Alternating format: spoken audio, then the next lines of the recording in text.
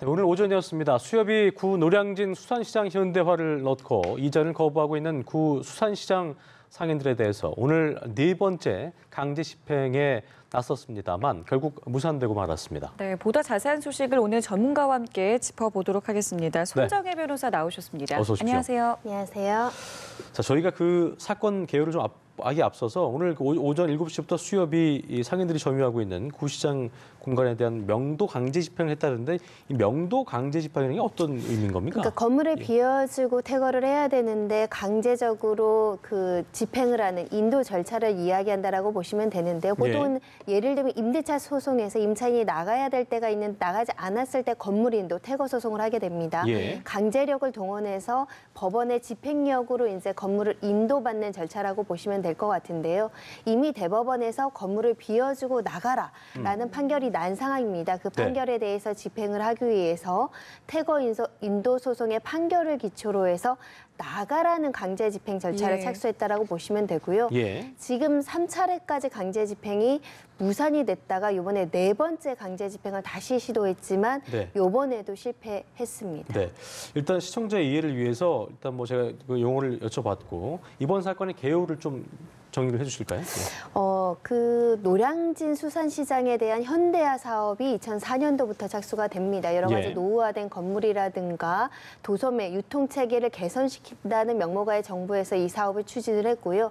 2015년에 실제로 이 현대화 시설이 준공이 되고 일부 그 상인들은 또 입주를 하게 됩니다. 그런데 일부 상인들은 이 사업에 반대하고 여기 들어갈 수 없다. 임대료가 높다. 점포가 좁다. 여러 가지 이유로 이 부분에 대해서 거부하면서 실제로 현대화 시설에 들어가지 않고 예전에 구 도매시장을 점거해서 지금 계속해서 업무를 보는 상황이었고요.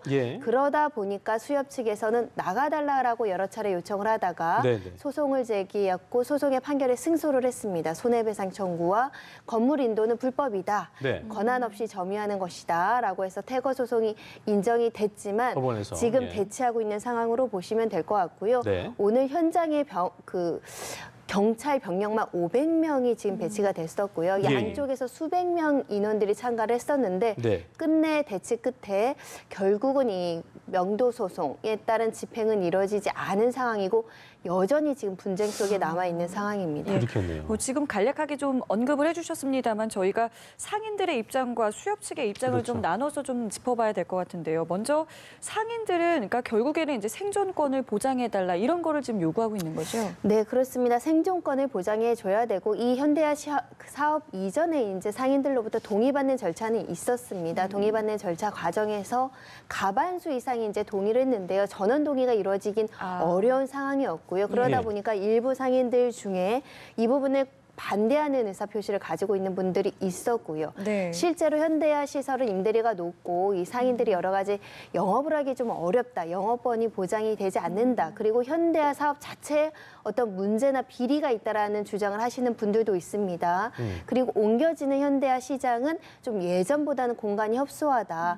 이런 여러 가지 문제로 보상의 문제 또는 이 현대화 시설에 가지 않겠다라고 지금 거부하고 있는 상인들의 목소리가 있고요.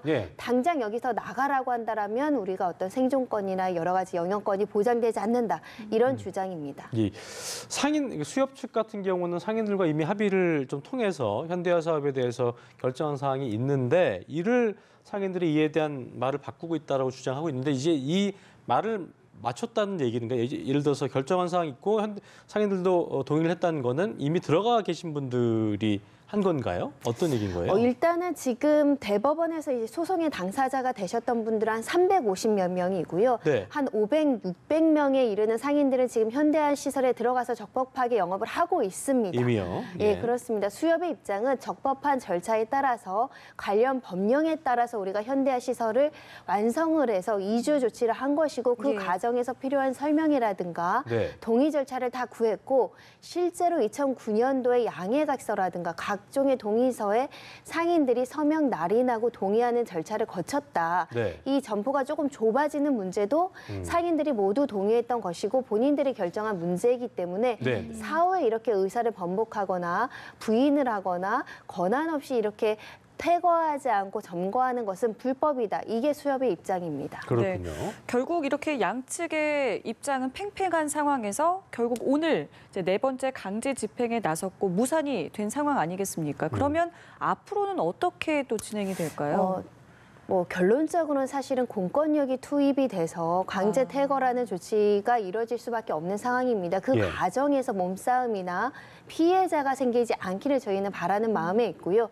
우선 대법원에서 여러 가지 주장을 종합하더라도 이 수협 측의 주장이 옳다, 맞다, 그리고 이것은 불법 점거이고 나가야 된다라는 판결이 나온 상황이기 때문에 이 판결은 존중돼야 될 필요성이 있고 수협에도 이 판결을 번복해서 다른 여러 가지 하위 조치를 수년 이후에 하기는 좀 어려운 실정입니다. 왜냐하면 다수의 상인들은 이미 이런 조치에 따라서 다른 곳에서 영업을 하고 있기 때문에 이 일부 상인들 때문에 또다시 뭐 보상의 문제라든가 이런 네. 것들이 이루어질 수는 없다, 근거가 없다 이런 입장이어서 그러니까 또 추가적인 보상은 할 수 없다는 예, 입장이겠네요. 그런 그렇죠? 근거가 부족하다라는 것이고요. 결국은 판결을 집행하기 위해서 또다시 5차 강제 집행을 시도할 가능성이 있고요. 혹여라도 그때 여러 가지 불미스러운 일이 발생하면 우리가 과거에 보신 것처럼 공무집행 방해라든가 이런 문제로 사실은 이 점거하고 있는 분들과 좀 마찰이 생길 여지는 있습니다. 그럴 수 있겠네요. 상인 측 주장 중에 하나가 이제 신시장 건물이 좀 협소하기 때문에 이게 탁상 행정으로 만든 건물이고 또 수산시장은 물론이고 물류 기능 원활하게 할 수 없다는 이유를 대고 있어서 근데 어쨌든 법적으로는 통과가 된 거여서 하지만 이 아까 얘기한 대로 충돌을 최소화하기 위해서는 이런 상인들의 목소리를 조금 더 들어줄 여지는 없을까요? 네, 수협 협상 측에서? 테이블을 통해서 말씀하신 것처럼 물류 서비스라든가 기존의 어떤 시스템의 오류라든가 네. 부실한 부분이 있다라고 한다면 수협이나 우리 국가, 이 도소매 시장은 농수산물 유통에 굉장히 중요한 거점 체계거든요. 그렇죠. 이에 대한 시설 정비나 이런 것들은 충분히 가능하게 논의할 사항이다. 일부 상인들에게 특혜를 주자는 것이 아니라 예. 전체 상인들, 특히 여기를 이용하는 또 서울 시민들, 전국의 각종의 소매업자들을 위해서라도 시스템 물류 정비라는 어떤 복지 체계의 투입은 충분히 가능하기 때문에 중간에 협의 사항을 좀 정해서 이런 불필요한 마찰이라든가 분쟁이 확대되는 것은 좀 막아야 되지 않을까, 중재적인 노력을 많이 해야 될 걸로 생각이 됩니다. 그렇게 네. 되겠네요. 예. 자, 지혜를 모아야 할 때인 것 같고요. 그렇습니다. 자, 다음 이슈로 좀 넘어가 보겠습니다. 네. 동두천에서 술에 취한 미군이 주민 또 경찰관을 폭행하는 일이 있었다고 하는데요. 먼저 어떤 일인지 좀 간략하게 정리를 해주시죠. 그렇습니다. 동두천에서 조금 술에 많이 취한 분들이 사실은 경찰에 신고, 주민들이 이제 여러 가지 분쟁, 소란 행위가 있다 보니까 신고를 했고 경찰이 출동을 했음에도 예. 불구하고 소란 행위를 멈추지 않고 폭력 행위를 여전히 했다라는 것인데요. 경찰을 폭행하는 것은 단순 폭행이 아니라 공무집행 방해죄에 해당될 여지가 있습니다. 엄중하게 좀 다뤄주는 그렇습니다. 거죠. 예. 더군다나 실제로 이 주한미군이라고 한다면 사실 공권력이라든가 이런 거에 대한 이해가 충분히 있을 것이라고 예상이 됨에도 불구하고 그렇죠. 우리나라 자국민을 폭행하고 나아가선 공권력에 대해서 저항하고 폭력을 했다는 데 있어서 재질이 나쁘다라고 평가할 수밖에 없는 상황인데 네. 문제는 지금 제대로 된 어떤 피의자 조사라고 하죠. 진술조차 받지 못한 채로 지금 헌병대 신병이 인도되어 있는 상황입니다. 예전에 뭐 이제 서울 도심 이런 데서 밤늦게 이제 술에 주취한 그 주취 상태에서 폭력을 일으킨 미군들의 어떤 저희가 사건을 많이 접한 적도 있었는데 이번엔 보니까 또 남성분도 아니고 여성분들이었고 특히나 진술도 듣지 못한 채 현병대에 넘겨졌다는 거는 미군 측에서는 어떻게 보면 국가적으로도 이거 뭐 우리 건 우리가 알아서 할게라는 의미인 건지 통념적으로 그렇게 해왔나요? 어떻습니까? 그러니까 주한미군이 가지는 형사 재판권 문제는 사실은 수십 년 동안 우리나라 국민들로서는 굉장히 염려하고 좀 예. 억울해하고 좀 불편할 수 있는 부분이죠. 예, 불편할 수 있는 부분인데요. 실제로 통계 수치에도 주한미군이 범죄를 일으켰을 때의 처벌이 예. 굉장히 약하다. 특히 불기소율이 굉장히 높다라는 부분. 예. 그리고 소파 협정이 여러 차례 개정을 이루면서 이 재판 관할권이라든가 수사나 기소 사건 신병 확보에 대해서는 조금씩 변화가 있어서 우리 측 요구가 일부 받아들여지긴 했지만 여전히 주한미군이 범죄를 저질렀을 때는 국내 우리 형사 재판권이라든가 수사권, 기소권이 일반 국민과는 좀 다르게 미군에 유리하게 적용되는 조항들이 예. 있습니다. 예를 들면 우리나라에서 1차 재판권을 가진다고 하더라도 미군 측에서 재판권을 포기해달라고 요청을 하면 대부분 또 우리나라에서 수용을 하는 실정이고요. 예. 그러다 보면 미군에서 재판을 하게 되면 미국은 배심원제이기 때문에 미국의 법령에 따라서 미군과 관계된 배심원들이 판결을 하게 된다면 아무래도 우리나라 피해자보다는 미군에게 유리한 판결이 나온다는 거. 훨씬 더 감경된 기준으로 판결이 나온다는 것이고요. 항소 기준도 우리나라는 또 항소하지 못하게 하는 여러 가지 불리한 조항들까지 있습니다. 이러다 보니 실제로 2016년 통계치를 봤더니 1차 재판권을 행사한 수 있는 전체 범죄 중에 21%만 우리나라 법률, 우리나라 법정에서 재판을 했다는 것이고요. 예. 불기소율을 따져보니 총 10건 중에 7건 정도가 불기소가 됐다. 그러니까 처벌받지 않았다라는 예. 얘기가 되고요. 특히 심각한 건 우리 지금 마약 범죄가 굉장히 염려스러운데 마약 범죄율에 대한 불기소율은 훨씬 더 높습니다. 그러다 범죄임에도 보니 불구하고. 주한미군에 예. 대한 형사재판, 수사, 기소, 구금 인도에 대한 조항이 일부씩 우리나라에게 유리되게 개정되긴 했지만 대폭 더 개정해야 된다라는 목소리가 높아지고 있습니다. 근데 이 범위에 대해서 좀 여쭤보고 싶은 게 이게 공무 중에 발생한 범죄에만 해당이 되는 건지 아니면 말씀하신 것처럼 뭐 중대 범위, 그러니까 중대 범죄에도 뭐 할 것 없이 그냥 모든 범위에서 지금 다 이렇게 유리하게 작용이 되는 건지 일단 소파협정은 이렇게 되어 있습니다. 주한미군이 주한미군을 상대로 범죄를 했을 때는 주한미군, 미군 측에서 재판관할권을 갖게 되고요. 하는 거고요. 주한미군이 공무 중에 발생한 사건이 발생했을 때도 미군 측에서 재판관할권을 갖습니다. 예전에 주한미군이 교통사고를 일으켜서 우리 국민이 정말 끔찍한 피해를 입었던 사건이 있었는데 무죄가 나와서 논란이 되기도 했습니다. 그 이야기는 뭐냐면 미군 배심원들이, 미군의 어떤 판사, 미군의 검사들이 수사 재판을 하고 배심원도 미군 관련된 사람들이 나와서 재판을 하다 보니 우리나라 국민의 유리하게 인권을 된다는 거군요. 보호하지 않는 예. 여러 가지 솜방망이 처벌이 나와서 문제라는 것이고요. 그 나머지는 우리나라에서 1차 재판권이 있다고 보시면 되는데 네. 그중에도 미군에서 재판 관할권을 포기해달라고 요청하면 우리가 또 수용하는 입장이고요. 예. 중대범죄를 우리가 1차 재판권을 갖는 중대범죄의 범죄도 조금 많아지고 있습니다. 뭐 살인이라든가 네. 강도라든가 강간이라든가 약취유인 이런 것들은 1차 재판권을 우리나라가 행사하고 있는데 그 과정에서도 기소하거나 구속하거나 이런 절차들이 조금 복잡하기는 합니다. 이게 공무 중 발생한 범죄라는 게 그 저녁에 이렇게 술 마시고 한 것도 공무 중이라고 봐야 되는 거예요? 그러니까 예를 들면 공무 중에 음주운전으로 처벌을 교통사고를 일으켰을 때 이것도 공무 중이라고 포함될 수 있는 여지가 있어서 문제인 것이고요. 다만 음주운전으로 사망사고를 일으켰을 때는 네. 우리나라도 1차 재판권을 가질 수는 있습니다. 네. 그렇군요. 그럼 지금 이번 건 같은 경우에는 이제 미군이 주민 또 경찰관까지 폭행을 했는데 이런 경우에는 어느 정도 수준의 처벌이 이루어질 수 있을까요? 일단은 저희가 공무집행 방해에 있어서는 반성하지 않는다라고 한다면 좀 엄단하는 추세이긴 한데 이것이 네네. 지금 미군에서 조사를 하는 과정 중이고 여러 가지 선처할 요소가 있다라고 하고 우리나라에서 재판관할권을 행사하지 않는다고 한다면 굉장히 경미하게 처벌될 여지도 있어서 우선은 저희가 신병을 확보하고 우리가 재판관할권 행사할 수 있도록 중대범죄다라고 지정을 해서 재판관할권 행사할 수 있도록 요청을 해야 된다라고 생각을 하고 이게 있습니다. 뭐 정부 차원의 논의가 좀 있어야 될 것 같은 게 보니까 주한미군 범죄라는 것이 매년 300건 정도 발생하고 있는데 계속 발생하는 것 자체가 어떤 이런 미비한 처벌 그러니까 주한미군 입장에서는 뭐 행여나 사고를 치더라도 크게 제재받는 게 없기 때문에 이렇게 반복되는 게 아니겠냐는 목소리도 있거든요. 그렇습니다. 일단 국내에서 발생된 범죄이고 국내 재판관할권 당연히 우리나라에 계속되는 게 원칙일 텐데요. 예. 주한미군이라는 아주 특수한 지위, 더군다나 남북 분단 관계, 여러 가지 외교 문제 때문에 아주 많은 수준의 개정이 이루어지진 않고 있습니다.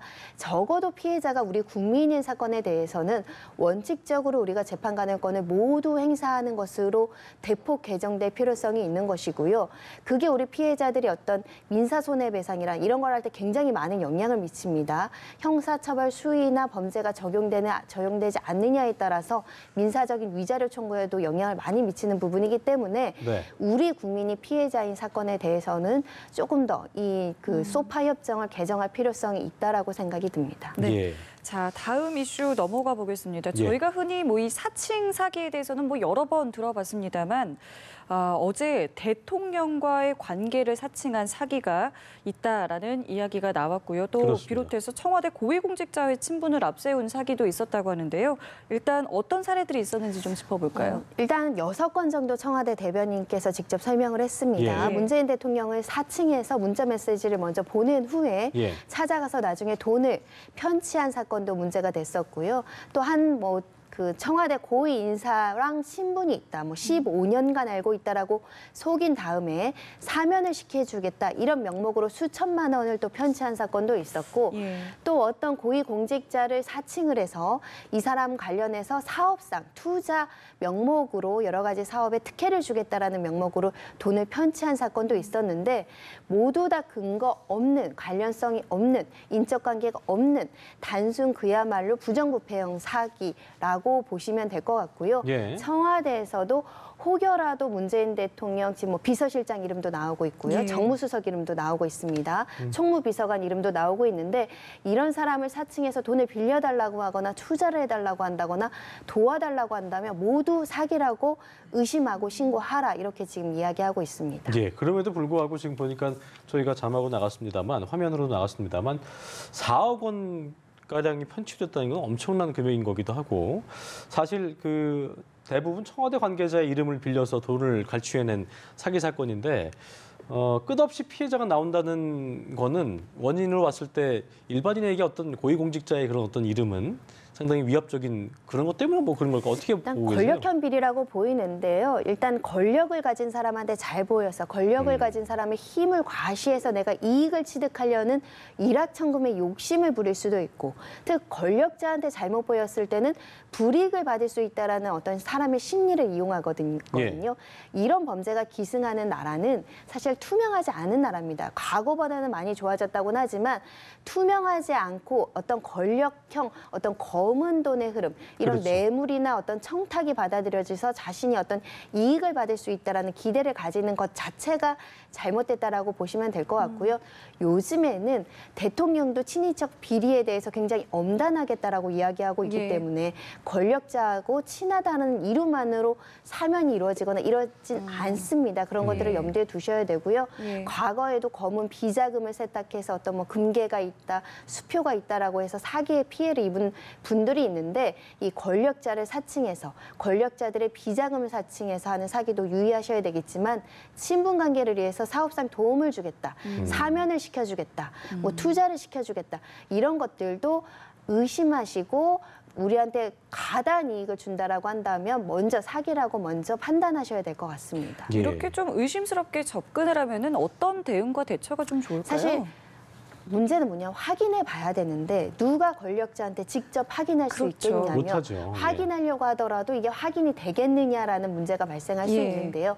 그러다 보니까 신원이 불분명한다거나 또 권력자를 과시한다던가 이런 것들은 사실 쉽게 미서서는 안 되고 이중, 삼중 체크해야 되고 공무원, 고위공무원에 대한 비리에 대해서 접수받는 곳들이 있습니다. 확인하신 다음에 예. 네. 필요하다면 수사 절차까지 의뢰하셔야 되지 않을까 생각이 듭니다. 이렇게 고위공직자들 사칭해가지고 사기 행각 벌이는 거 굉장히 사람을 해하는 거 아닙니다만 어떤 물리적인 피해도 주는 것이고 상당히 죄질이 좋아 보이지 않는데 처벌 수위는 어떻습니까? 일단은 그 4억 원이라고 한다면 사기 범죄치고는 굉장히 많은 피해액을 야기했기 그렇죠. 때문에 실형도 나올 수 있습니다. 예. 특가법상 사기, 형법상 사기죄로 처벌될 수 있고요. 단순히 형사처벌의 문제가 아니라 우리 사회의 사회적인 불신을 조장하고 예. 특히 어떤 권력자라든가 국회의원이라든가 각종의 고위공직자들의 어떤 명예나 신용을 해치는 범죄일 수도 있기 때문에 엄단하는 추세입니다. 네, 알겠습니다. 저희 오늘 손정혜 변호사와 예. 이야기 나눠봤습니다. 오늘 말씀 마무리 짓겠습니다. 고맙습니다. 고맙습니다.